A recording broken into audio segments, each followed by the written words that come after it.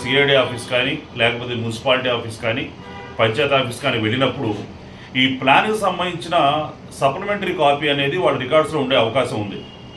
వాళ్ళ దగ్గర multiple supplementary copies ఉంటేనేమో వాళ్ళు రిక్వెస్ట్ చేసి ఇంకో ఒరిజినల్ కాపీ తీసుకొని మీ దగ్గర పెట్టుకోండి.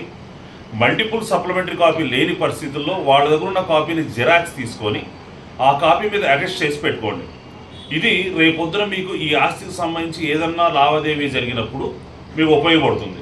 అదేవిధంగా బ్యాంకుకి సంబంధించిన పాస్బుక్లు కానీ చెక్ బుక్లు కానీ కరెన్సీ కానీ తడిసిపోయి పాడైపోయిన పరిస్థితుల్లో ఆ సంబంధిత బ్యాంక్స్ వాళ్ళ దగ్గరికి మీరు వాటి కనుక తీసుకొని వెళితే వాడు రీప్లేస్ చేసే అవకాశం ఉంది.